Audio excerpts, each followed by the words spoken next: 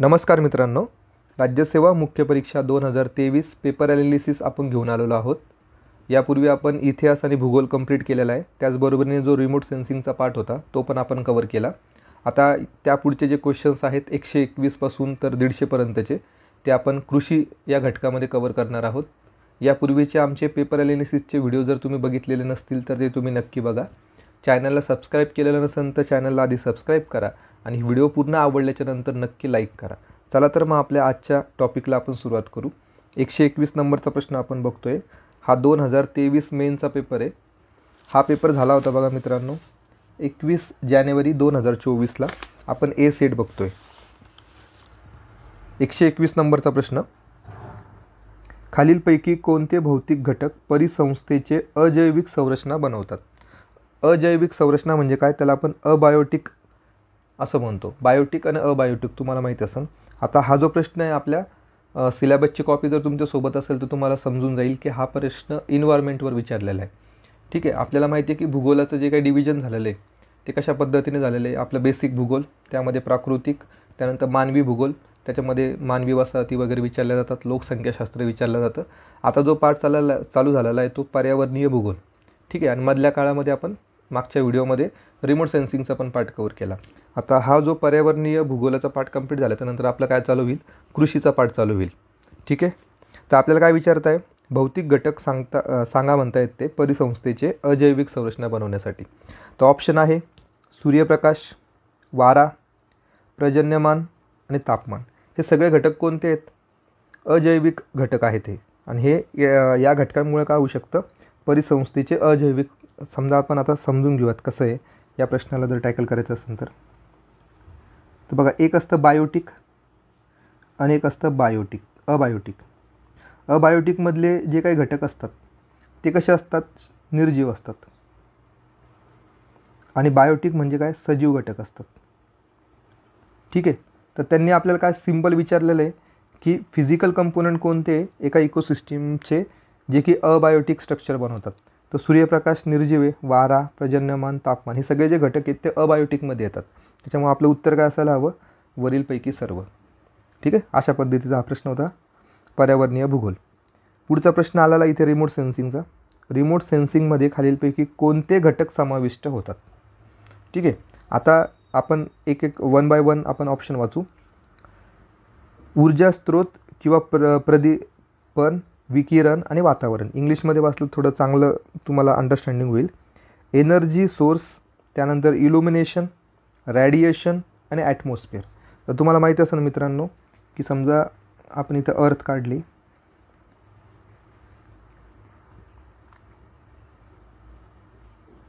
समजा आपण अर्थ काढली आहे आणि या अर्थमध्ये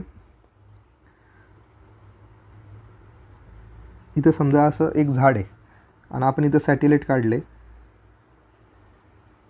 ठीक आहे, तर या सॅटेलाईटच्या थ्रू आपण काय करणार आहेत? पृथ्वीवर असलेल्या एखाद्या ऑब्जेक्टची इन्फॉर्मेशन घेणार आहोत। तर या इन्फॉर्मेशन घेण्याच्या ज्या काही सिस्टीम आहे त्याला आपण GIS असं म्हणतो। पण या GISसाठी आपल्याला काय करावं लागणार आहे? आधी या ऑब्जेक्टवर सन रेज पडायला पाहिजेत। ठीक आहे, सन रेज याच्यावर पडले पाहिजेत, म्हणजे काहीतरी इलेक्ट्रोमॅग्नेटिक वेव्स त्याच्यावर पडले पाहिजेत, जेणेकरून ते काय होतील? रिफ्लेक्ट होतील। आणि जे रिफ्लेक्टेड रेज असतात ते कोण कलेक्ट करणार? या सॅटेलाईटवरील सेन्सर।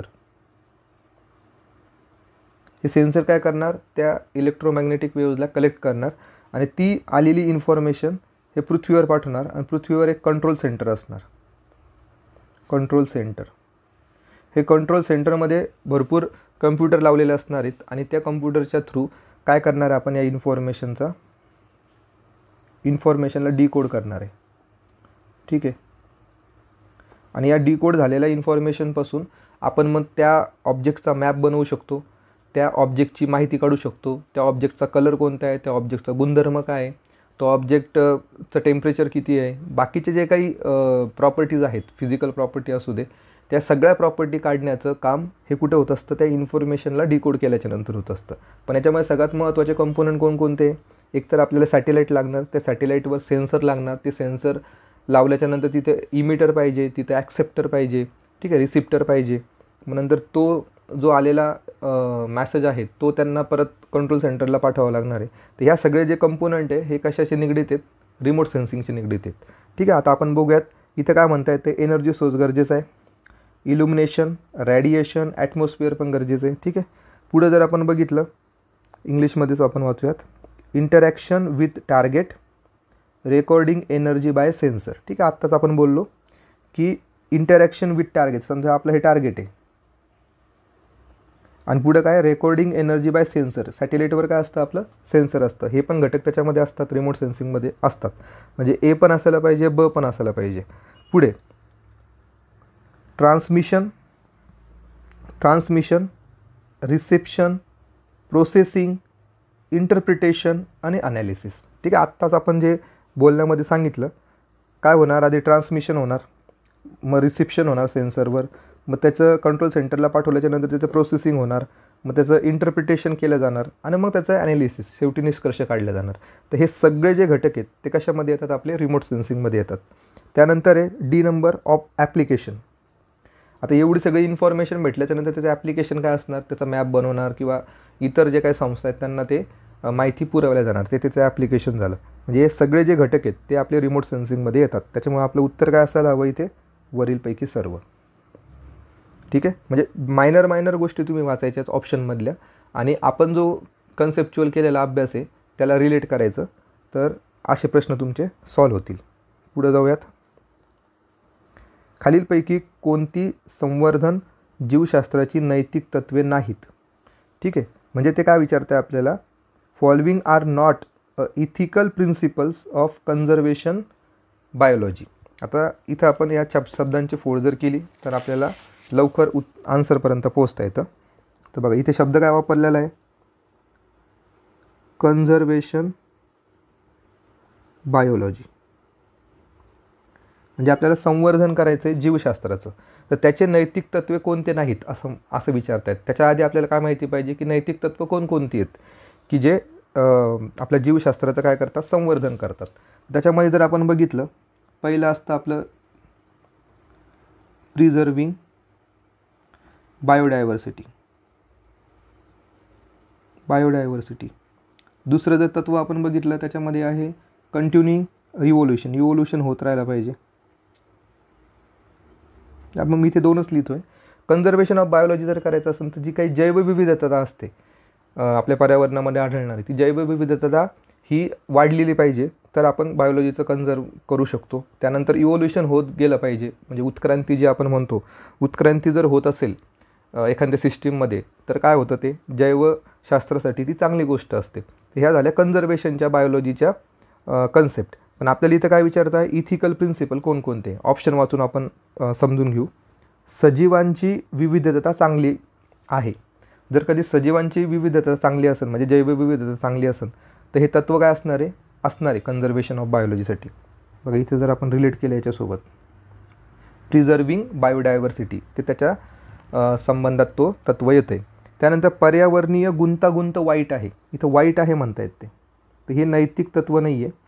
त्यानंतर लोकसंख्या आणि प्रजाती अकाली नष्ट होणे वाईट आहे.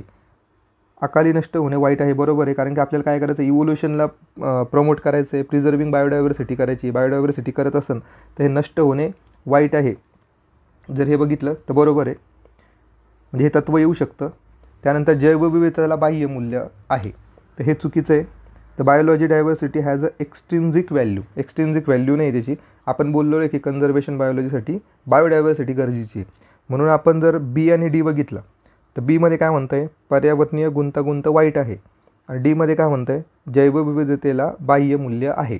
ह्या दोन गोष्टी जर सोडल्या तर बाकीचे जे अ आणि क आहे ते त्याचं नैतिक तत्व आहे. त्याच्यामुळे ए आणि सी सोडून जे ऑप्शन असणार आहे ते आपलं उत्तर असेल. बी आणि डी आपलं असायला हवं.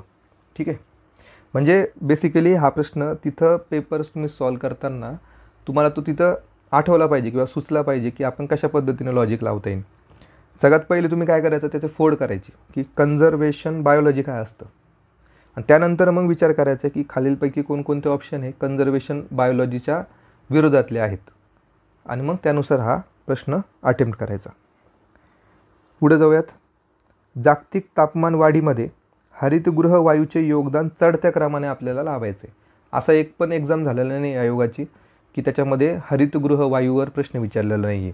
ठीक आहे, प्रीमध्ये पण विचारले जातात, GS1मध्ये पण विचारले जातात, GS4मध्ये पण विचारले जातात. ठीक आहे ना. आपल्याला काय करायचं आहे, हरितगृह वायूचं जे कॉन्ट्रीब्युशन आहे पुण्या ॲटमॉस्फिअरमध्ये त्याचा चढता क्रम लावायचा आहे, म्हणजे सर्वात कमी मग जास्त अशा पद्धतीने. तर आपण यामध्ये जर बघितलं तर ऑप्शन दिलेले आहे carbon dioxide, methane, chlorofluorocarbons, nitrous oxide.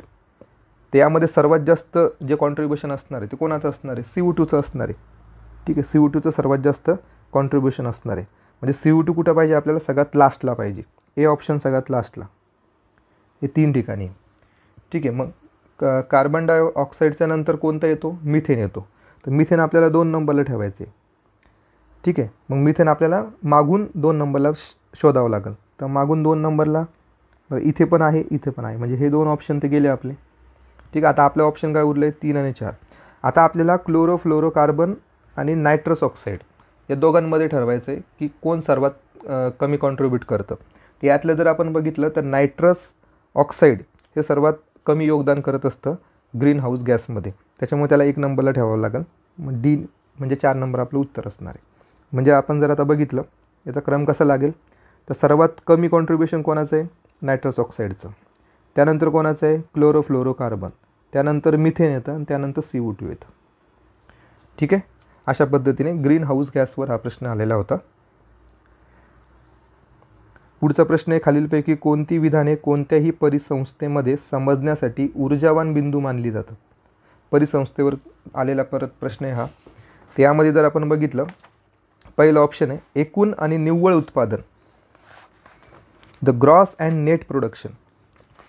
ठीक आहे, तर हे त्याच्यामध्ये येतं का, तर यस. आपल्याला जर परिसंस्था समजून घ्यायची असेल तर निव्वळ उत्पादन आपल्याला माहिती पाहिजे, एकूण आणि निव्वळ उत्पादन आपल्याला माहिती पाहिजे. उत्पादकाकडून होणारा ऊर्जेचा वापर, उत्पादकाकडून होणारा ऊर्जेचा वापर हा परिसंस्था समजण्यासाठी महत्त्वाचा आहे का, तर नाही. त्यानंतर अन्नाच्या स्वरूपात ऊर्जेचा एकूण निविष्ठा म्हणजे इनपुट आणि ती आत्मसात करण्याची कार्यक्षमता, यावरून आपण ती परिसंस्था ओळखू शकतो. श्वसनाद्वारे ऊर्जा मिळवणे याचा तर काही संबंध येत नाही, श्वसनाद्वारे ऊर्जा मिळवणे याचा काही संबंध याच्यामध्ये नाही आहे. आणि यूज ऑफ एनर्जी ऑफ प्रोड्युसरच्या एनर्जीचा पण परिसंस्था ओळखण्यासाठी उपयोग होत नाही. म्हणजे आपल्याला उपयोग कशाचा होणार आहे, एकूण आणि निव्वळ उत्पादन किती आहे त्या सिस्टीममधलं, आणि अन्नाच्या स्वरूपात ऊर्जेची एकूण निविष्ठा आणि आत्मसात करण्याची कार्यक्षमता, या 2 घटकांवरून आपण परिसंस्था समजण्यासाठी आपल्याला मदत होऊ शकते. त्याच्यामुळे आपलं उत्तर काय असणार, ए आणि सी. 3 नंबर आपलं इथे उत्तर असणार आहे. तुम्ही जर बघितलं इथं की पर्यावरणाचे जे प्रश्न आहेत ते थोडे ॲनालिटिकल लेवलवर जास्त आहे, कन्सेप्च्युअल लेवलवर. इथं जास्त फॅक्च्युअल डेटा नाही आहे, फॅक्च्युअल डेटा फार कमी आहे. ठीक आहे, तर त्यामुळे तुम्ही पुढच्या एक्झामसाठी अशा पद्धतीने तयारी करायला पाहिजे की जेणेकरून तुम्ही कन्सेप्च्युअल माहिती मिळवली पाहिजे, तरच असे प्रश्न तुमचे काय होईल, अटेम्प्ट होईल. पुढचा प्रश्न असा आहे, जमिनीत भूसुधारके टाकली जातात त्याचं कारण काय. भूसुधारके म्हणजे काय, सॉईल अमेंडमेंट्स, म्हणजे असे काही पदार्थ टाकले जातात जेणेकरून त्या जमिनीचं जे काही माती आहे किंवा जमिनीचे जे सॉईल आहे त्या सॉईलची प्रॉपर्टी काय होते, वाढते. तर असे त्याचं कारण काय, का टाकले जातं, तर आपण बघूयात. पिकांच्या गरजेनुरूप जमिनीचा विम्ल निर्देशांक बदलण्यासाठी. तर बघा मित्रांनो, आपल्याला माहिती आहे की जमिनीमध्ये जर आपण बघितलं तर समजा ॲसिडिक जमीन आहे, त्या ॲसिडिक जमीन असेल तर तिथं पिकं चांगल्या पद्धतीने येऊ शकत नाही. कारण की काही असे पिकं असतात की ते ॲसिडपासून रेजिस्टंट करतात. त्याच्यामुळे इथे आपल्याला काय करावं लागतं, काही भूसुधारके टाकावं लागतात की जेणेकरून काय होईल, या ॲसिडचं बेसमध्ये कन्व्हर्टर होईल. ठीक आहे, म्हणजे आम्लाचं आम्लारीमध्ये होईल किंवा ते न्यूट्रलकडे जाण्याचा त्याची टेंडन्सी असेल. जर बेस असेल तर त्याला आपल्याला न्यूट्रल करावं लागेल. म्हणजे आम्ल निर्देशांक बदलण्यासाठी आपण कशाचा उपयोग करू शकतो, भूसुधारकांचा. तर हे असायला हवं. पीक अन्नद्रव्याची उपलब्धता वाढवण्यासाठी, तर बरोबर आहे. आपल्याला जर प्रोडक्शन वाढवायचे, न्यूट्रिएंट वाढवायचे, प्लांट न्यूट्रिएंट, तर त्यासाठी पण आपल्याला काय करावं लागतं, भूसुधारके टाकावं लागतात. ठीक आहे, भूसुधारकामध्ये मग शेणखत असेल, बाकीच्या गोष्टी असतील, जिप्सम टाकतात कधी कधी. तर हे सगळे जे आहेत भूसुधारके, त्यांनी काय होऊ शकतं, आपण न्यूट्रिएंट वाढवू शकतो जमिनीचं. त्यानंतर जमिनीची भौतिक स्थिती पण सुधारण्यासाठी आपण करतो. जर जमिनीमध्ये फारच नापीक जमीन असेल, त्या नापीक जमिनीला चांगल्या करण्यासाठी आपण भूसुधारके टाकतो. तर ते पण त्याचं कारण असणार आहे. म्हणजे आपलं उत्तर काय असायला हवं, वरीलपैकी सर्व. 3 नंबर आपलं उत्तर आहे. कॉमन सेन्सवर असे प्रश्न जे आहेत ते सॉल्व्ह होतात. पुढचा प्रश्न आहे, मातीची आपल्याला काय विचारतायत, बल्क डेन्सिटी विचारतायत. मातीची आभासी घनता किती असते, बल्क डेन्सिटी ऑफ सॉईल, त्याची रेंज आपल्याला विचारलेली आहे. तर लास्ट मागच्या एक्झाममध्ये काय विचारलं होतं की क्लेचं जे काही पार्टिकल साईज आहे ती विचारलेली होती, आणि ह्यावेळेस काय विचारलं आपल्याला, बल्क डेन्सिटी विचारली. आता अशा पद्धतीचे प्रश्न आहे. तुम्हाला ही इन्फॉर्मेशन कुठे भेटेल, याचा सोर्स काय, तर कट्टाईन सरांचं पुस्तक आहे. कट्टाईन सरांचं पुस्तक वॉल्यूम 1 हे जर तुम्ही रेफर केलं तर तुम्हाला अशा पद्धतीचे जे फॅक्च्युअल डेटा आहे तो तुम्हाला त्या पुस्तकामध्ये भेटून जाईल. तसेच काही फॉर्म्युले वगैरे असतात, वॉटर इफिशियन्सी वगैरेचे फॉर्म्युले, तर ते पण तुम्हाला कट्टाईन सरांच्या पुस्तकामध्ये भेटून जाईल. ॲग्रिकल्चरचं पुस्तक आहे ते, वॉल्यूम 1. 2 पुस्तकं आहेत तसे, वॉल्यूम 1 आणि वॉल्यूम 2. वॉल्यूम 2मध्ये शक्यता जास्त माहिती ही पिकांची आणि रासायनिक गुणधर्माबद्दलची आहे, पण ते आपल्याला जास्त इम्पॉर्टंट नाही आहे. आपल्याला इम्पॉर्टंट कोणतं आहे, कट्टाईन वॉल्यूम 1. ठीक आहे, त्यामध्ये हे स्पष्ट दिलेलं आहे. तर बघूयात आता याचं उत्तर काय असणार आहे. बल्क डेन्सिटी ऑफ सॉईलची रेंज किती असते, तर 3 नंबर याचं उत्तर असणार आहे 1.10 ते 1.60 ग्राम पर सेंटीमीटर क्यूब. तर हे महत्त्वाचं बघा, ग्राम पर सेंटीमीटर क्यूब. इथं ते mg हे तर ऑलरेडी कट झालं. आता बघूयात हे 2 नंबरचे जे ऑप्शन आहे 2.60 ते 2.75. तर हे कशाचं घनता आहे, तर ही या घनतेला काय म्हणतो आपण, पार्टिकल डेन्सिटी म्हणतो. Particle density.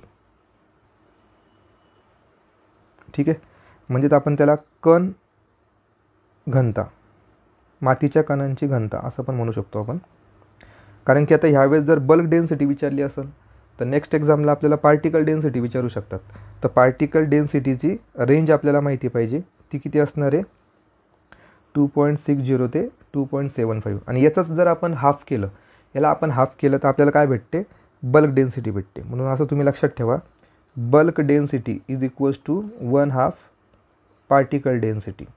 तर हा जो फॉर्म्युला आहे हा चांगल्या पद्धतीने तुम्ही लक्षात ठेवा, कारण की जेणेकरून मग अशा ज्या डेन्सिटीवरचे प्रश्न असतात तर ते तुमचे सॉल्व्ह झाले पाहिजे. आणि आपल्याला माहिती आहे की कृषीमध्ये 3च टॉपिक आहे आपल्याला. एक आहे आपला कृषी परिसंस्था, दुसरा आहे आपलं मृदा, आणि तिसरं आहे आपलं वॉटर मॅनेजमेंट. ठीक आहे, पाणी व्यवस्थापन.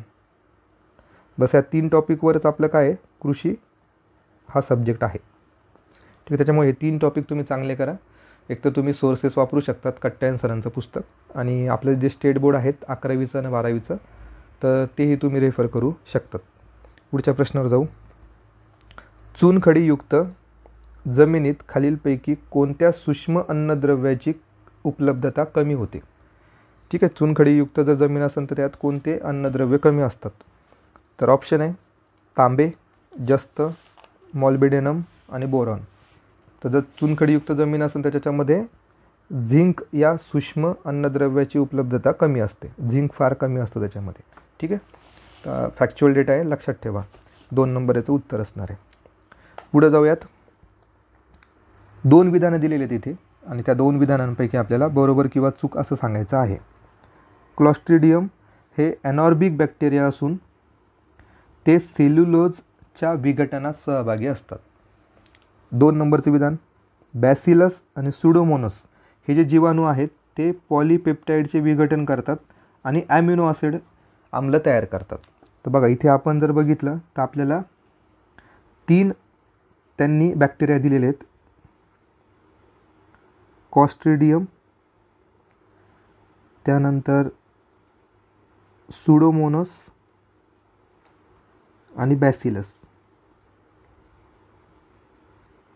ठीक आहे,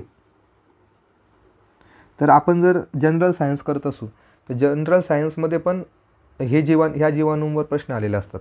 पण जनरल सायन्समध्ये विचारण्याची पद्धत कशी असते, आपल्याला प्रीमध्ये विचारतात की क्लासिफिकेशन विचारतात, त्यांचं वर्गीकरण आपल्याला विचारलं जातं, जीवाणूंचं वर्गीकरण, मग यांचं सब फायलम कोणता आहे, फायलम कोणता आहे. तर अशा पद्धतीचे प्रश्न आपल्याला जनरल सायन्समध्ये विचारले जातात. आणि GS4मध्ये जर आपण बघितलं बायोटेक्नॉलॉजीमध्ये, तर हे जे काही जीवाणू आहेत त्यांचा फायदा काय, ॲप्लिकेशन काय, त्या ॲप्लिकेशन बेस प्रश्न आपल्याला GS4मध्ये विचारले जातात.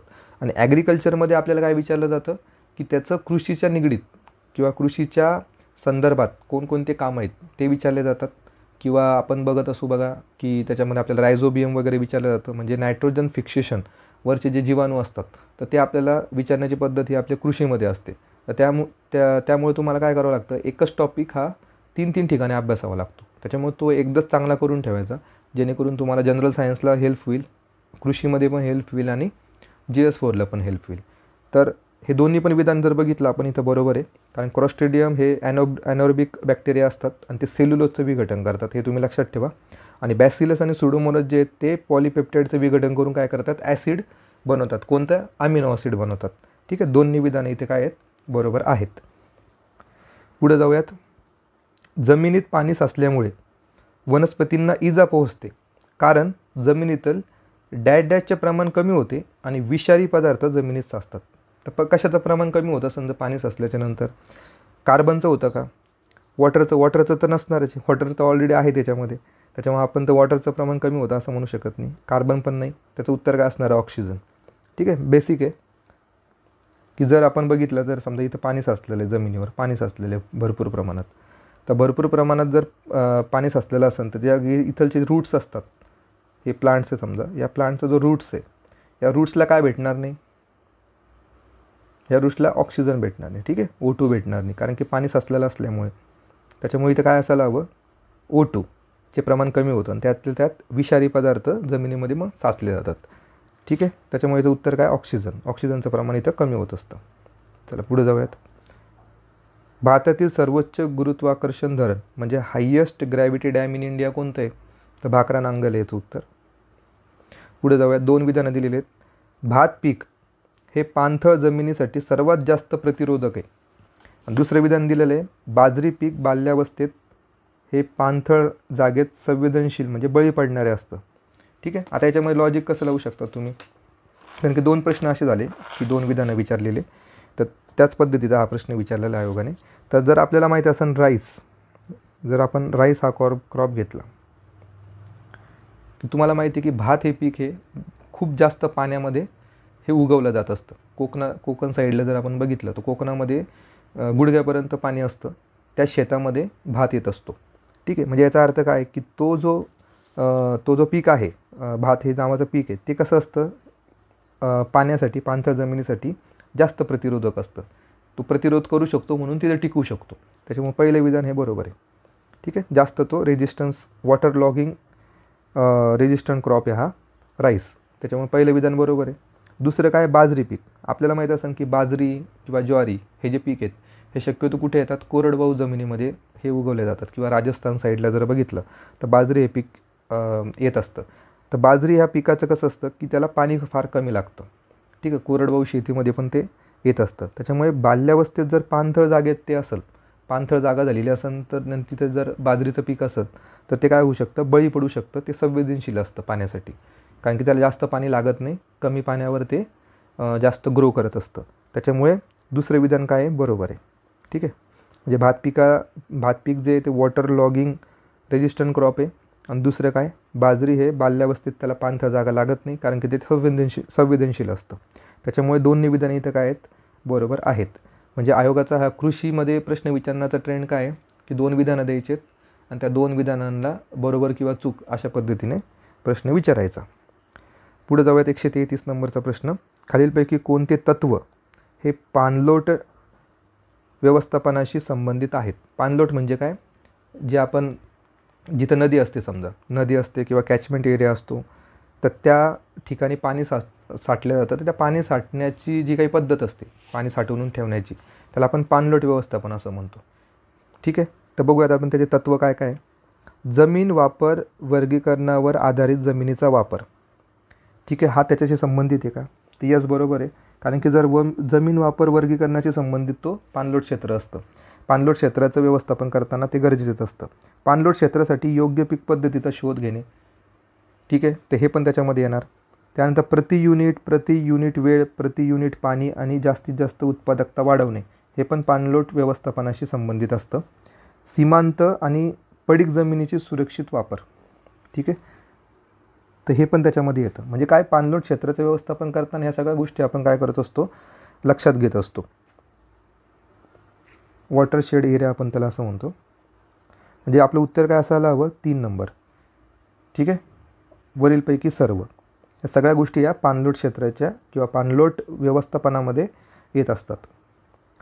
वनस्पतीमधून बाष्पोत्सर्जनाद्वारे होणाऱ्या पाण्याचा ऱ्हास कमी करण्यासाठी वापरण्यात येणाऱ्या पदार्थास काय म्हणतात? तर हा पण प्रश्न तुम्हाला कट्ट्यांमध्ये भेटून जाईल की वनस्पतीवरचे जे पानं असतात त्या पानावरून काय होत असतं, इव्हॅपोरेशन होत असतं आणि या इव्हॅपोरेशनला थांबवण्यासाठी अँटी ट्रान्सपरंट वापरले जातात. म्हणजे बाष्पोत्सर्जन निरोधक नावातच आहे बघा, त्याच्यामुळे जास्त काही लॉजिक लावायची गरज नाही पडणार, नावातच ते उत्तर असल्या कारणाने. ठीक आहे, ते त्याचं 3 नंबर उत्तर असणार आहे की याचा यूज जर आपण केला, हे लिक्विड वगैरे असतात ते त्याचा जर आपण यूज केला तर काय होतं, वनस्पतीमधून जे बाष्पोत्सर्जनाच्या थ्रू जे उडून जाणारं पाणी आहे ते थोडं कमी प्रमाणात म्हणजे ॲटमॉस्फिअरमध्ये जातं, त्याच्यामुळे तो जास्त काळ टिकू शकतो. खालीलपैकी कोणते घटक हे वाळू, पोयटा, चिकणमातीचे कण एकत्र करण्यासाठी सिमेंट एजंट म्हणून काम करतो? तर खाली ऑप्शन आहे कोलायडल क्ले, त्याचा यूज होतो कोलायडल क्लेचा ते धरून ठेवण्यासाठी. त्यानंतर जर आपण बघितलं आयर्न हायड्रॉक्साईड पण यूज होत असतो. ॲल्युमिनियम हायड्रॉक्साईडचा पण होतो. आणि जे काही ऑर्गॅनिक मॅटर असतं, ऑर्गॅनिक मॅटर तर आपल्याला माहिती आहे, समजा कोकोपीट वगैरे जे असेल तर ऑर्गॅनिक मॅटर काय करतं, हे जे सगळे कण असतात ते एका ठिकाणी धरून ठेवतात. म्हणजे बेसिकली प्रश्न काय आहे की जमिनीमधले जे छोटे छोटे पार्टिकल्स असतात, क्लेचे असन, चिकणमातीचे असन, वाळू असन, रेते असन, हे सगळं धरून ठेवण्याचं काम कोण कोण करतं, तर कोलायडल क्ले करतीच आणि सेंद्रिय पदार्थ करतात. म्हणजे तुम्हाला एवढं तर माहिती आहे ए आणि डी तर असायलाच हवं. ठीक आहे, आणि ए आणि डी कुठे दिसते, तुम्हाला वरीलपैकी सर्वमध्ये दिसते. ठीक आहे, म्हणजे तुम्हाला या दोघांविषयी माहिती नसली तरी चालती, फक्त तुम्हाला ए आणि डी माहिती पाहिजे. ठीक आहे, कारण की सेंद्रिय पदार्थ हे एजंटसारखं काम करतच असतं, सिमेंट एजंटसारखं. पुढे जाऊयात आपण. जागच्या जागी म्हणजे वास्तव्याच्या ठिकाणी आढळणारी जैवविविधता संवर्धनाची उदाहरणे डॅश आहे. तर सोपा प्रश्न आहे हा, इन सितू विचारलेला आहे आपल्याला आणि प्रत्येक एक्झामला याच्यावर प्रश्न असतो. एक असतं आपलं इन सितू कन्झर्वेशन आणि एक असतं आपलं एक्स सितू कन्झर्वेशन. ठीक आहे, इन सितू जर बघितलं तर त्यांच्या वास्तव्याच्या ठिकाणीच ती वनस्पती किंवा तो प्राणी वाढवला जातो. म्हणजे त्या प्राण्याचा आदिवास जिथं आहे तिथंच त्याला ठेवलं जातं, हे असतं इन सितू. आणि एक्स सितू म्हणजे काय, त्या प्राण्याला किंवा त्या वनस्पतीला त्याचा आदिवासापासून दूर नेऊन दुसरीकडे त्याला वाढवणं. समजा आपण असं समजू, प्राणी संग्रहालय नॅशनल झू आहे समजा, तर ह्या झूमध्ये काय असतं की आपण दुसरीकडून प्राणी आणतो आणि त्याला दुसऱ्या ठिकाणी वाढवतो. किंवा एखादी वनस्पती आहे तिला आपण प्रयोगशाळेमध्ये तिला वाढवतो, तर ते झालं आपलं एक्स सितू. तर आपल्याला इन सितूचं एक एक्झाम्पल विचारत आहेत. तर राष्ट्रीय उद्याने आणि वन्यजीव अभयारण्ये, आपल्याला माहिती आहे की राष्ट्रीय उद्याने म्हणजे नॅशनल पार्क्समध्ये आपण काय करतो, समजा टायगर आहे तर टायगर हा नॅशनल पार्कमध्ये राहतो, तर त्याला आपण काही दुसरीकडे प्राणी संग्रहालयात आणत नाही, तो त्याच्या आदिवासामध्येच राहतो, फक्त आपण त्याला बाजूला काय करतो, कंपाऊंडिंग बॉर्डर वगैरे करतो. ठीक आहे, म्हणजे राष्ट्रीय उद्याने आणि वन्यजीव अभयारण्ये हे कशाचे उदाहरणं झालेत, इन सितूचे. ठीक आहे, त्याच्यामुळे आपलं उत्तर असणार आहे ए आणि डी. ए आणि डी कुठे आहे बघा, 4 नंबरमध्ये. ठीक आहे, चला पुढच्या प्रश्नावर जाऊयात. डॅश ही मूलभूत कार्यात्मक एकक आहे ज्यामध्ये सजीव निर्जीव सृष्टीचा समावेश असून ते एकमेकांच्या गुणधर्मावर परिणाम करतात आणि आपल्या पृथ्वी तलावरील जैविक अस्तित्वाला दोन्ही आवश्यक असतात. सजीव आणि निर्जीव सृष्टीचा समावेश कशामध्ये असतो? ठीक आहे, आणि तो कार्यात्मक घटक आहे, त्यातल्या त्यात तो जैविक अस्तित्वाला दोन्ही आवश्यक आहे असं कोणतं आहे? तर बघा ऑप्शन काय इथे, भूविज्ञान, जिओलॉजी म्हणजे कशाचा अभ्यास असतो, फक्त रॉक्सचा. ठीक आहे, मग याच्यामध्ये सजीव येणार आहेत का? नाही. त्यानंतर जलचक्र म्हणलं तर फक्त वॉटरशी रिलेटेड आहे हा. ठीक आहे, म्हणजे उत्तर काय असायला हवं, इकोसिस्टीम आपलं. ठीक आहे, आणि सोशिओ इकॉनॉमिक सिस्टीमचा काही संबंध नाही इथे, कारण आपण हा पर्यावरणीय भूगोलाचा पार्ट आहे. 2 नंबर आपले इथे उत्तर असणार आहे. परिसंस्थेमध्ये आपल्याला माहिती आहे बायोटिक पण घटक असतात, अबायोटिक पण घटक असतात. विकसनशील देशामध्ये लोकांवर डॅश आणि संसाधनाच्या कमतरतेमुळे अनिष्ट परिणाम होतो. विकसनशील देश म्हणजे भारत, तर भारतावर कोणत्या गोष्टीमुळे अनिष्ट परिणाम होत आहेत? एक तर संसाधनाची कमतरतेमुळे आणि दुसरं काय, लोकसंख्या वाढीमुळे. ठीक आहे, त्यामुळे 2 नंबर याचं उत्तर असणार आहे. डॅश हा वनस्पती आणि प्राणी यांच्या ऊतींचा पेशी समूहाचा रचनात्मक घटक असतो. आपल्याला माहिती आहे पेशीचा रचनात्मक घटक विचारलेला त्यांनी. फक्त ऑक्सिजन असणार आहे का? तर नाही. कार्बन फक्त हायड्रोजन असणार आहे का? नाही. नायट्रोजन असणार आहे का? नाही. तर कोण असणार आहे? कार्बन. ठीक आहे, CHO आपण असं म्हणतो.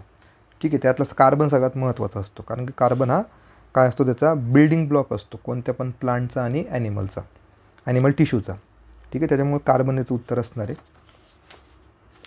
त्यानंतर पुढे जाऊयात आपण. खालीलपैकी कोणत्या पर्जन्य जलपुनर्भरण पद्धती आहेत? म्हणजे आपल्याला रेन वॉटर हार्वेस्टिंग मेथड विचारत आहेत. रेन वॉटर हार्वेस्टिंग मेथड याच्यावर पण दरवर्षी प्रश्न असतो पेपरमध्ये. तर पहिलं, जमिनीच्या वर किंवा खाली टाक्यात किंवा जलाशयामध्ये साठवून ठेवण्याचं, म्हणजे पाणी साठवून ठेवणं. छोट्या नाल्यावर खड्डे किंवा तलाव, खंदक किंवा चेक डॅम बांधणं. त्यानंतर भूजल पुनर्भरण करणं, म्हणजे बाय रिचार्जिंग ग्राउंड वॉटर. या सगळ्या गोष्टी कशामध्ये येतात? आपल्या रेन वॉटर हार्वेस्टिंग मेथडमध्ये. ठीक आहे. आपण घरावरचं जे पाणी पडतं पावसाचं, ते म्हणजे पावसाचं पाणी जे आहे ते आपण जमिनीमध्ये काय करतो? मुरवतो, किंवा त्याला आपण रेन हार्वेस्टिंग करून घेतो. ठीक आहे. तर ते काय असतं? आपण करतो रिचार्जिंग ऑफ ग्राउंड वॉटर करतो. ठीक आहे. म्हणजे सगळेच ऑप्शन जे आहेत ते त्याच्यामध्ये येतात. वरीलपैकी सर्व आपले इथे उत्तर असणार आहे. म्हणजे एकदम प्रश्न जर तुम्ही बघितले तर एकदम कॉमन सेन्सचे प्रश्न आहेत. ठीक आहे. असं काही विशेष तुम्हाला ॲग्रिकल्चरचं कन्सेप्ट वगैरे वाचायची आहे किंवा फॅक्च्युअल डेटा पाठ करायचा असं पण काही नाही. ठीक आहे. उगाच मुलांनी काय करून ठेवलेलं आहे की कृषीला फार अवघड बनवून ठेवलेलं आहे. ठीक आहे. पण तसं काही नाही आहे. तुम्ही लॉजिक लावून पण काही प्रश्न असे सॉल्व करू शकतात. पुढे जाऊयात आपण. खालीलपैकी कोणत्या पद्धतीद्वारे होणारी जमिनीची धूप नियंत्रित किंवा कमी करू शकतं? बघा, हा पण एक बेसिक प्रश्न आहे की जमिनीचं धूप आपल्याला थांबवायची आहे, तर त्यासाठी कोणती पद्धत आहे? आपल्याला माहिती आहे की जमिनीची धूप थांबवण्यासाठी आपण काय काय करू शकतो. बेसिक गोष्टी पण जरी माहिती असतील तरी आपण असे प्रश्न सॉल्व करू शकतो. ठीक आहे. तर ऑप्शन बघूयात. वनस्पती आच्छादन किंवा पिकांच्या अवशेषासह जमिनीच्या पृष्ठभागाचे संरक्षण करणे, यालाच आपण काय म्हणतो बघा? मल्चिंग. ठीक आहे. मल्चिंग म्हणजे काय? तुम्ही जर कधी शेतामध्ये गेलेले असाल तर शेतामध्ये गेल्यावर तुम्हाला दिसेल बघा की असं समजा इथे पीक लावलेलं आहे, त्याच्या बाजूने असं प्लास्टिक लावलेलं असतं बघा वर. असे प्लास्टिक लावलेलं असतं काळ्या कलरचं. ते प्लास्टिक का लावलेलं असतं? कारण की त्याचं काम आहे की तुम्ही जमिनीची धूप त्याच्यातून होत नाही. त्यातल्या त्यात पाणी जे असतं की पाणी पण इव्हॅपोरेट होत नाही, म्हणजे पाणी पण तिथे धरून ठेवण्याची क्षमता असते आणि जमिनीची पण धूप होत नसते. त्याच्यामुळे आपण मल्चिंग केलं जातं. मग आताची जी नवीन मल्चिंगची पद्धत आहे तिच्यामध्ये काय करतात? हे काळ्या कलरचं जे प्लास्टिक आहे ते त्याच्यावर अंथरलेलं असतं, शेतीवर टाकलेलं असतं. तर ते झालं आपलं आता आधुनिक मेथड. पण जुन्या काळामध्ये काय करत होते की वनस्पतीचं आच्छादन, म्हणजे काही तुम्ही गवतं वगैरे कापलेले किंवा झाडाचा अवशेष आहे, एखादा रोपाचा अवशेष आहे, ते रोपाचा अवशेष कशावर टाकलं जायचं? त्या पिकांवर टाकलेलं जायचं, जेणेकरून काय होईल? तिथली जमिनीची धूप होणार नाही. त्याच्यामुळे पिकांचा अवशेष आणि वनस्पतीचं आच्छादन देऊन पृष्ठभागाचं संरक्षण करणं. तर ही मेथड आपली कशासाठी कारणीभूत आहे? जमिनीची धूप रोखण्यासाठी. तर पहिलं तर येणारच आहे. त्यानंतर पुढे, जमिनीच्या पृष्ठभागावर मृदा एकत्रित आणणे आणि साधारण ढेकळयुक्त ठेवणे. ढेकळयुक्त जर जमीन असेल तर तिचं जास्त धूप होण्यापासून ती वाचू शकते. वाऱ्यांचा वेग कमी करण्यासाठी काय करायचं? जमिनीचा पृष्ठभाग खडबडीत ठेवायचं. जमिनीचा पृष्ठभाग जर खडबडीत असला तर काय होणार? कमी प्रमाणात जमिनीचं धूप होणार. त्यानंतर वारा प्रतिरोधकांची निर्मिती करणे. तर हे एक महत्त्वाचं आहे बघा.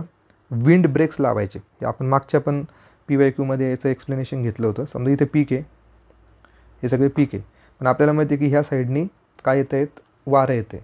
त्या वाऱ्यांना ब्रेक करण्यासाठी, या विंडला ब्रेक करण्यासाठी इथे काय करायचं? काहीतरी असं तात्पुरतं इथे शेड वगैरे काहीतरी लावायचं, जेणेकरून काय होईल? किंवा इथं झाडं वगैरे लावायचे, मोठे झाडं.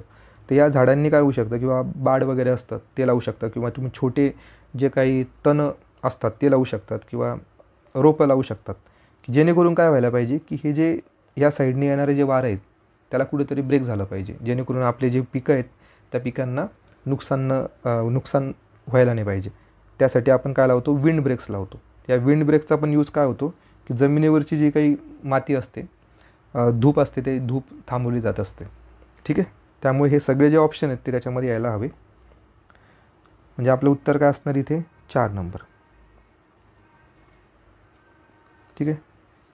तर बघा, आता जे आपण जेवढे प्रश्न बघतोय सगळे एकदम बेसिक नॉलेजवर आणि लॉजिकवर सॉल्व्ह होत आहेत.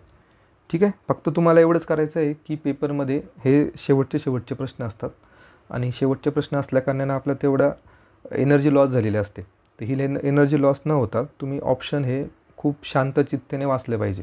जितकं शांतपणे तुम्ही ऑप्शन वाचणार तितकं तुम्ही उत्तरापर्यंत पोहोचणार. ठीक आहे, हा सिम्पल त्याचा एक मंत्र आहे असं तुम्ही समजू शकता. चला पुढे जाऊयात आपण. 142 नंबरचा प्रश्न आपण बघतोय.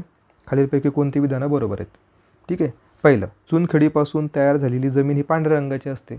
यस, बरोबर असणार आहे. चुनखडी पांढऱ्या कलरची, जमीन पण पांढऱ्या कलरची असणार. अति पावसाच्या प्रदेशात लोह आणि ॲल्युमिनियम यांचे प्रमाण जमिनीच्या पृष्ठभागावर अधिक असते. तर बरोबर आहे, कारण की बाकीचे जे काही मिनरल्स असतात ते वाहून जातात पाण्याबरोबर. राहतं काय? लोह आणि ॲल्युमिनियम राहतं. कोकणामध्ये ही परिस्थिती जास्त असते. कमी पावसाच्या प्रदेशात जमिनीतील चुन्याचा संचय पृष्ठभागावर साचतो. तुम्ही बघितलं असेल, जिथं कोरडवाहू जमीन जास्त असते तिथं असा पांढरा थर आलेला असतो जमिनीवर. ठीक आहे, तो पांढरा थर कशाचा असतो? क्षार असतो. ते क्षार किंवा चुना असतो, तो खालील जमिनीमधून वर आलेला असतो. ठीक आहे, म्हणजे कमी पावसाच्या प्रदेशामध्ये चुन्यांचा संचय झालेला असतो. म्हणजे आपलं उत्तर काय असणार इथे? सर्व बरोबर. ठीक आहे,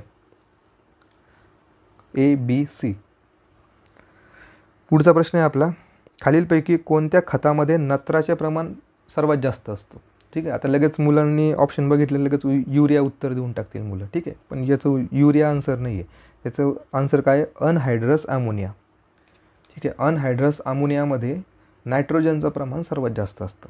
ठीक आहे, हा फॅक्च्युअल पार्ट आहे, हा तुम्ही लक्षात ठेवा पुढच्या एक्झामसाठी. ठीक आहे, युरिया नाही आहे याचं उत्तर. त्यानंतर आहे, रासायनिक खतांच्या तुलनेत नॅनो खते हे अधिक फायदेशीर असतात. त्याचं कारण काय? म्हणजे प्रश्न कशावर विचारला आपल्याला? Nano fertiliser. ठीक आहे, नॅनो फर्टिलायझर आकाराने छोटे असतात आणि त्याच्यामध्ये भरपूर गोष्टी त्यांना ॲड करता येतात नॅनो टेक्नॉलॉजीचा यूज करून नॅनो खतांमध्ये.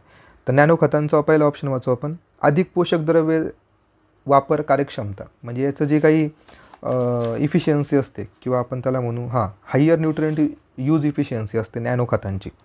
त्याच्यामुळे आपण रासायनिक खतांच्या ऐवजी नॅनो खतं वापरतो. पहिलं तर असायलाच हवं त्याच्यामध्ये. त्यानंतर पुढे जर आपण गेलो, रासायनिक खतांच्या तुलनेत कमी गरज असते, कारण की नॅनो असतात ते कमी पण यूज करू शकतो आपण. रासायनिक खते फार जास्त प्रमाणात वापरावे लागतात. नॅनो खते हे पर्यावरण पोषक असतात का? तर यस असतात, कारण की त्या फार मायक्रो लेवलवर असतात. त्याच्यामुळे जास्त त्यांची धूप होत नाही किंवा अन्न जे काही फूड जाळे असतात किंवा फूड चैन असतात त्याच्यामुळे ते मिक्स होत नाहीत. त्याच्यामुळे नॅनो खते हे पर्यावरण पोषक असतात का? तर असतात. पीक उत्पादनात सुधारणा आणि वाढ होते. तर रासायनिक खतांपेक्षा हे थोडं चांगलंच असणार आहे, बेटरच असणार आहे. त्याच्यामुळे डी पण त्याच्यामध्ये आपण सोबत घेऊन जायचं. म्हणजे आपलं आन्सर असणार आहे 4 नंबर. ठीक आहे, वरीलपैकी सर्व. तुम्ही बघितलं असाल की भरपूर क्वेश्चनचे उत्तर हे वरीलपैकी सर्व आहे. त्याच्यामुळे आपली टेंडन्सी पण काय असायला हवी? मॅक्झिमम उत्तरं बरोबर आणण्याची टेंडन्सी असायला हवी. ठीक आहे, पुढचा प्रश्न आहे, आजच्या अर्थव्यवस्थेपेक्षा उद्याचे पर्यावरणशास्त्र जास्त महत्त्वाचे आहे. या समजावर डॅश हा दृष्टिकोन अवलंबून आहे. म्हणजे आत्ताच्या अर्थव्यवस्थेपेक्षा उद्याचं शास्त्र, त्याला आपण काय म्हणतो? सेंद्रिय शेती. कारण की सेंद्रिय शेती सध्या आता नवीन ट्रेंड चालू झालेला आहे की ऑर्गॅनिक फार्मिंग. ऑर्गॅनिक फार्मिंग का करतो आहे आपण? कारण की भविष्यात होणारं जे पर्यावरण आहे ते चांगलं राहायला पाहिजे, इन्व्हायरमेंट चांगलं राहायला पाहिजे. म्हणजे आजच्या अर्थव्यवस्थेपेक्षा जर पर्यावरणावर जास्त लक्ष द्यायचं असेल तर कोणती पद्धत त्याच्यासाठी महत्त्वाची आहे? सेंद्रिय शेती पद्धत आहे. ठीक आहे, त्याच्यामुळे आपलं उत्तर काय असणार? 1 नंबर. आधी इथं शाश्वत शेती पण दिलेलं आहे, अचूक शेती पण दिलेलं आहे आणि सिंचित शेती पण दिलेलं आहे. पण इथं काय बोललेलं आहे ते पर्यावरणीय शास्त्र जास्त महत्त्वाचं आहे. पर्यावरणीय शास्त्रीय जर विचार केला तर मग तो काय येणार? सेंद्रिय शेतीचा विचार करणार. ठीक आहे, पुढे जाऊ. कोणत्या प्रकारच्या जमिनीसाठी तुषार सिंचनाचा वापर केला जातो? हा पण प्रश्न भरपूर कॉमन आहे, प्रत्येक वेळा विचारला जातो. एकतर आपल्याला ठिबक सिंचनावर विचारला जातो, ड्रीप इरिगेशनचा यूज कुठं होतो, नाहीतर मग आपल्याला स्प्रिंकलवर विचारला जातं. आता हा प्रश्न जो स्प्रिंकलवर विचारलेला आहे तुषार सिंचनावर, तर एक माहिती पाहिजे आपल्याला की समजा हे तुषार सिंचन आहे अशा पद्धतीने. तर तुषार सिंचन हे जास्त करून कुठे यूज केलं जातं? जिथं सँडी सॉईल असते. सँडी सॉईल म्हणजे थोडी खडकाळ पण म्हणू शकतो आपण, किंवा वाळू तिथे असते जास्त प्रमाणात, किंवा तिथे ओलावा टिकून ठेवण्याची क्षमता कमी असते अशा जमिनी ज्या असतात, तर तिथं आपण काय करतो? ह्या स्प्रिंकलचा यूज करत असतो. ठीक आहे, आता ऑप्शन बघूयात. उथळ आणि उतार असलेली जमीन, म्हणजे असा डोंगर जरी असला, या डोंगर असला तर या डोंगराच्या ठिकाणी पण आपण स्प्रिंकल यूज करू शकतो. तर यस बरोबर आहे पहिलं विधान. त्यानंतर वालुकामय जमीन, आत्ताच बोललो आपण, जर सँडी सॉईल असेल तर तिथं पण ते यूज केलं जातं. आणि कमी ओलावा टिकून ठेवणाऱ्या ज्या जमिनी असतात, जसं की थोडं कोर्स जमीन असते किंवा खडकाळ जमीन असते, तर तिथं आपण स्प्रिंकलचा यूज हा चांगल्या पद्धतीने करू शकतो. आणि ड्रीपचा यूज कुठं करणार आपण? जिथं ज्या जमिनीची क्षमता आहे जास्त पाणी साठवून ठेवण्याची, तिथं ते ड्रीप, आणि ड्रीपला कसं लागतं, थोडं सपाट जमीन लागते, ठीक आहे, तिथं आपण ड्रीप यूज करतो. आणि ड्रीपचं कसं असतं, थोडं फार स्लो असते ती प्रोसेस. पण स्प्रिंकल कसं असतं, एकदाच पाणी जास्त प्रमाणात प्रेशरने सोडलं जातं. मग जर आपण जास्त प्रमाणात पाणी सोडत असू तर तिथली जमीन पण कशी पाहिजे, लगेच त्याला सोक करणारे पाहिजे, ठीक आहे. त्याच्यामुळे स्प्रिंकलचं यूज ह्या ठिकाणी केला जातो. म्हणजे आपलं उत्तर याच्यामध्ये असणार आहे वरीलपैकी सर्व, ठीक आहे. म्हणजे तुम्हाला काय करावं लागेल याच्यामध्ये, ड्रीप इरिगेशनचं आणि स्प्रिंकल इरिगेशनचं डिफरन्स बघून घ्यावं लागेल, की याचे फायदे काय, याचे तोटे काय, याचं ॲप्लिकेशन काय, याचं ॲप्लिकेशन काय, याच्यामध्ये कंपोनंट कोणते यूज होतात, याच्यामध्ये कोणते कंपोनंट यूज होतात. तर त्याच्यावर नेक्स्ट क्वेश्चन मे बी असू शकतो की स्प्रिंकल इरिगेशनमधले कंपोनंट सांगा, ठीक आहे. नोझल यूज होतो का, किंवा किती प्रेशर त्याच्यामध्ये लागतं. अशा पद्धतीचे प्रश्न तुम्ही करून ठेवा होमवर्कसाठी, जेणेकरून मग पुढच्या एक्झामला तुम्हाला त्याचा फायदा होईल. 147 नंबरचा प्रश्न बघू. खालीलपैकी एकूण पीक कालावधीमध्ये जास्त पाणी लागणारं पीक कोणतं आहे. त्याच्या एकूण वॉटर सायकलमध्ये, वॉटर लाईफ सायकलमध्ये सर्वात जास्त पाणी कोणत्या पिकाला लागतं. ऑप्शन आहे गहू, हरभरा, उन्हाळी मूग की उन्हाळी भुईमूग. त्याचं उत्तर असणार आहे समर ग्राउंड नट. म्हणजे उन्हाळी भुईमूग जे असतात त्याला सर्वात जास्त पाणी लागतं त्याच्या एकूण कालावधीमध्ये. आता अशा पद्धतीचे जे प्रश्न आहेत ते तुम्हाला क्रॉप बाय क्रॉप करावं लागणार आहे. म्हणजे तुम्ही खरीप आणि रब्बी याच्यातले जेवढे पिकं आहेत ते घ्यायचे आणि त्यांच्या फिजिकल प्रॉपर्टी बघून घ्यायच्या. की समजा गहू आहे तर गहू हा याला पाणी किती लागतं, किंवा याची वॉटर इफिशियन्सी किती आहे, ठीक आहे. हा कोणत्या जमिनीमध्ये जास्त प्रमाणात येतो, किंवा याला हवामान कशा पद्धतीने लागतं. असं जर तुम्ही मोजके 10 किंवा 12 क्रॉप्स करून ठेवले तर मग असे प्रश्न तुमचे अटेम्प्ट होतात. पुढचं आहे कृषीविषयक दुष्काळ केव्हा पडतो. म्हणजे ॲग्रिकल्चरल ड्रॉट केव्हा अकर होतं, ठीक आहे. तर मग आपल्याला माहिती आहे की ड्रॉटचे काही काही प्रकार आहेत. आपण काही ओला दुष्काळ पण म्हणतो. तर तशा पद्धतीचा हा काय प्रश्न आहे, कृषीविषयक दुष्काळ आहे, ठीक आहे. तर मग ऑप्शन बघूयात आपण. सरासरीपेक्षा कमी पाऊस आणि नैसर्गिक साठवलेल्या पाणी स्रोतामध्ये कमी पाणी. त्यानंतर दुसरं आहे हवेतील कमी आर्द्रता, उष्ण कोरडे वारे. तिसरं आहे पिकांच्या सशक्त वाढीपासून पक्वता होईपर्यंत लागणाऱ्या पाण्याची गरज भागवण्यासाठी जमिनीतील अपुरा ओलावा आणि अपुरा पाऊस. आता आपल्याला कीवर्ड माहिती पाहिजे. कृषीविषयक विचारलेले आहे. जर कृषीविषयक असेल तर आपल्याला कशाचा संबंध लागणार याच्यामध्ये, क्रॉप म्हणजे पिकांचा संबंध लागला पाहिजे. तर पिकांच्या सशक्त वाढीसाठी म्हणजे इथं कीवर्ड काय आपलं पीक आहे. म्हणजे आपलं उत्तर काय असणार आहे, सी. 3 नंबर आपलं उत्तर असणार आहे. आता हे जे वरचं आहे सरासरीपेक्षा कमी पाऊस, हवेतील कमी आर्द्रता वगैरे, तर ह्या ज्या काही गोष्टी आहेत ह्या आपल्या कृषीविषयक दुष्काळामध्ये नाही येणार. ते वेगळ्या प्रकारचे दुष्काळ आहेत, ठीक आहे, ते त्याच्यामध्ये येणार. पण आपल्याला फक्त कृषीविषयक विचारलेलं आहे म्हणून आपल्या कीवर्डवर आपलं लक्ष पाहिजे, ठीक आहे. कीवर्ड महत्त्वाचा असतो. पुढे जाऊयात आपण. आता हा जो प्रश्न आहे 149 नंबरचा, हा इंटरेस्टिंग आहे. यामध्ये आता इथे दिसतंय तुम्हाला फील्ड वॉटर यूज इफिशियन्सी. हा रेशो कशाचा असतो, Y/WR. तर Y म्हणजे काय आपलं क्रॉप इल्ड असते, ठीक आहे. क्रॉप इल्ड म्हणजे त्या पिकांचं वाढण्याची क्षमता. WR म्हणजे काय, वॉटर रिक्वायर्ड, त्याला किती पाण्याची गरज आहे ते असतं WR. म्हणजे एखाद्या पिकाची वाढ म्हणजे त्याला आपण क्रॉप इल्ड म्हणतो, डिवायडेड बाय पाण्याची गरज. या फॉर्म्युल्याला आपण काय म्हणतो असतो, फील्ड वॉटर यूज इफिशियन्सी, ठीक आहे. दुसरं आहे आपलं वॉटर यूज इफिशियन्सी. त्याच्यामध्ये येतं, त्याचे 2 प्रकार आहेत. एक आहे आपलं क्रॉप वॉटर यूज इफिशियन्सी, ठीक आहे. 2 प्रकारचे इफिशियन्सी आपल्याला विचारले जातात, फील्ड वॉटर यूज इफिशियन्सी आणि क्रॉप वॉटर यूज इफिशियन्सी. तर क्रॉप वॉटर जर विचारलं तर त्याचा फॉर्म्युला काय आहे, Y/ET. ET म्हणजे याच्यामध्ये काय येतं, ET इज इक्वल्स टू इव्हॅपोट्रान्सपिरेशन, ठीक आहे. इव्हॅपोट्रान्सपिरेशन म्हणजे जे काही बाष्पच्या थ्रू जे वनस्पतीमधून पाणी उडून जातं तर त्याबद्दलचं आहे ते ट्रान्सपिरेशन. तर ET म्हणजे तुम्हाला डिफरन्स इथं कळत असेल की पहिल्या फॉर्म्युलामध्ये काय आहे, Y/WR आहे आणि दुसऱ्या फॉर्म्युल्यामध्ये काय आहे, Y/ET आहे, ठीक आहे. तर Y तर कॉमनच आहे क्रॉप इल्ड, पण खालचं जे आहे इथे ET आहे. ET म्हणजे इव्हॅपोट्रान्सपिरेशन, तर हा सगळ्यात महत्त्वाचा डिफरन्स आहे. ET असन त्याला आपण क्रॉप वॉटर इफिशियन्सी असं म्हणतो, आणि जर WR असन तर फील्ड वॉटर यूज इफिशियन्सी असं म्हणतो. आणि आपल्याला काय विचारलेलं आहे बघा, WR दिलेलं आहे आपल्याला. ठीक आहे, तर WR दिल्यामुळे आपलं उत्तर इथं काय असायला हवं मग बघा, WRसाठी फील्ड वॉटर पाहिजे आपल्याला, म्हणजेच फील्ड वॉटर यूज इफिशियन्सी आपलं उत्तर असणार आहे. ठीक आहे, पण याच्या जागेवर जर आपल्याला असं दिलं असतं तर Y/ET हा जर फॉर्म्युला असता तर आपलं उत्तर काय असायला हवं, क्रॉप वॉटर यूज इफिशियन्सी. ठीक आहे, तर समजा आता ह्या वर्षी फील्ड वॉटर यूज इफिशियन्सी विचारली, पुढच्या वर्षी क्रॉप वॉटर यूज इफिशियन्सी विचारू शकतात. तर हा फॉर्म्युला तुम्ही लक्षात ठेवा. ठीक आहे, त्यातला ET सगळ्यात महत्त्वाचा आहे. त्यानंतरचा पुढचा प्रश्न आहे आपला, शेवटचा प्रश्न आजचा. 1 हेक्टर सेंटीमीटर वॉटर मीन्स किती. ठीक आहे, 1 हेक्टर वॉटर म्हणजे किती असतं